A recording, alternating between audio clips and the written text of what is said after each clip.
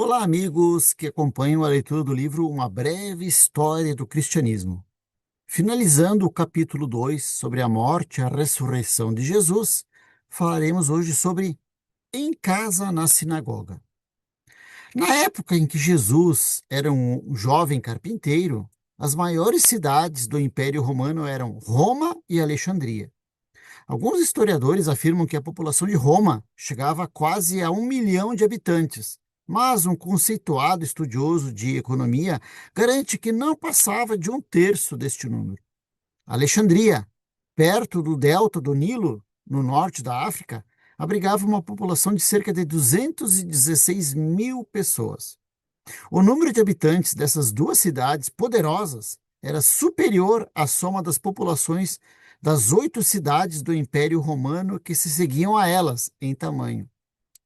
Antioquia e Esmirna, que atualmente ocupa o território da Turquia, eram provavelmente a terceira e a quarta. Não muito atrás vinha Éfeso, hoje em ruínas. Em matéria de população, Jerusalém tinha pouca importância.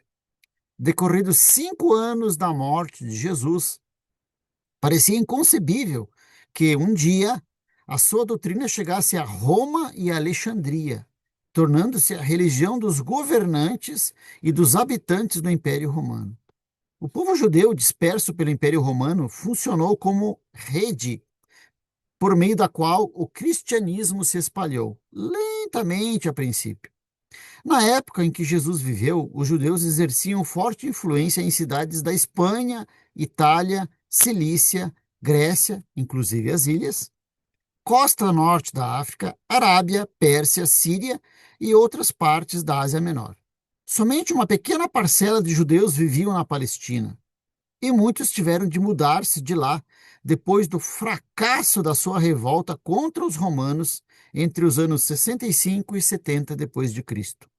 Em todos os cantos da região do Mediterrâneo, seja no litoral, seja no interior, onde quer que os judeus se estabelecessem, logo fundavam uma ou mais sinagogas.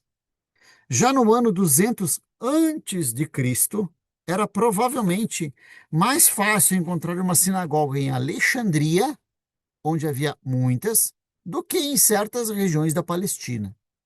Centro social e religioso de vital importância, a sinagoga era casa de adoração, lugar para assembleias e reuniões sociais, escola para as crianças e adultos e uma espécie de tribunal.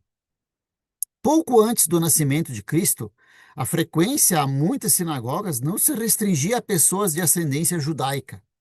Eram bem-vindos os visitantes atraídos pelo código moral e pela atmosfera edificante. As estrangeiras que se sentiam especialmente atraídas e algumas que se tornaram doadoras, inclusive generosas. Os recém-chegados, conhecidos como tementes a Deus, não costumavam ser tratados como iguais, já que não pertenciam a qualquer das tribos de Israel. Como os primeiros cristãos eram judeus, compareciam às sinagogas e aproveitavam a oportunidade para disseminar a sua mensagem particular. Por terem tanto em comum, as duas religiões conviviam bem na mesma casa. Juntas, as pessoas ouviam a leitura do Antigo Testamento, entoavam salmos, oravam orações formais e seguiam os rituais e o calendário da religião judaica.